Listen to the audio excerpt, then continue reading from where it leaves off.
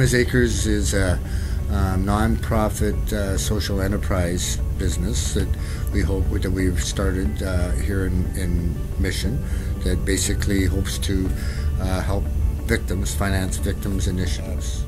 L.I.N.C from time to time would look for grant money from either the federal government or even the provincial government. We've developed a huge relationship with Randy, not only as the mayor, but when he was the MLA, he's been very helpful to us too. I often wrote letters of reference or that sort of thing, because I think it is a good program. He opened the door for L.I.N.C in this community because he listened to what we had to say. So we went through a process of trying to find a social enterprise business that we could do.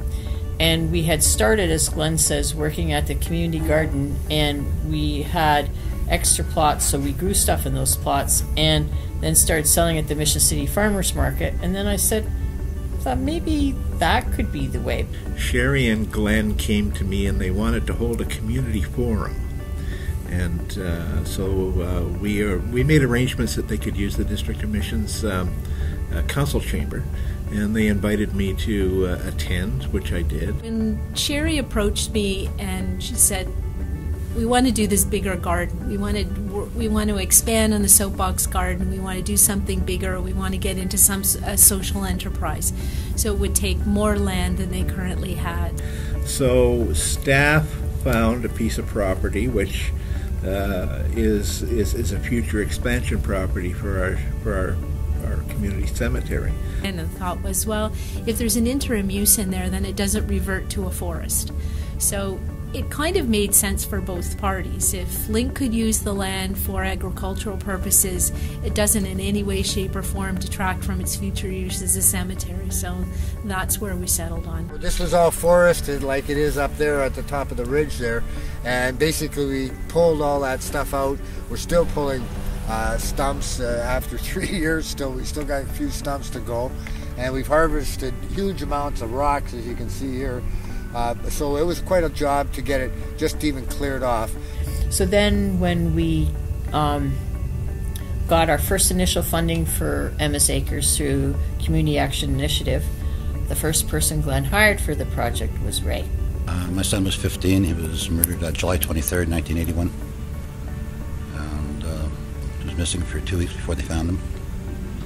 Ray had said when Clifford Olson had died, he phoned us up and he said, I want to get involved in something positive. I want to get involved with you guys, which is like big thing for us. Huge. It's a rebirth for me. It's been a big part of my healing, dealing with keeping the prisoners.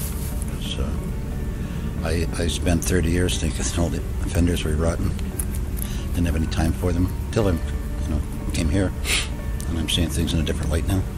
Slowly but surely, we've been getting more and more support from the Corrections Service as far as we go to lots of meetings with them. Well, I was drawn to the concept of Emma's Acres because it is, in a sense, a public safety kind of project. Above that greenhouse there, we're going to put in that corner, we're going to put another greenhouse. So we'll have two 95 by 36 foot greenhouses on the property. The Quonset hut.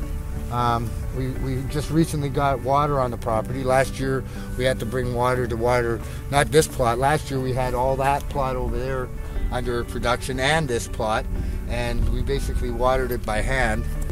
Most members of council that I served with were very much in favor of the project, so getting a $7,000 expenditure for water was not really an issue in the end. It is positive for the people of L.I.N.C, it's positive for the community, it's positive for the volunteers that are involved. It's just, so rather than going back to perhaps an old way of life, this is a new way of life. This really is a positive connection back into the community. I believe this is the kind of program that should be expanded. And I believe that the Correctional Service should be sending their staff out as well to become involved in seeing what the offenders do in a real life situation. I think it gives the disconnected some positive work environment that they can work in. You know, no one should be known for their worst act, and it really is about forgiveness. You can't go through your whole life carrying something that you can't get over, get beyond. How do you lift people from the real down and out places that some people find themselves at? How do you lift them out of that? How do you give them hope? I think just the magic of everybody working together, to me, is the success story.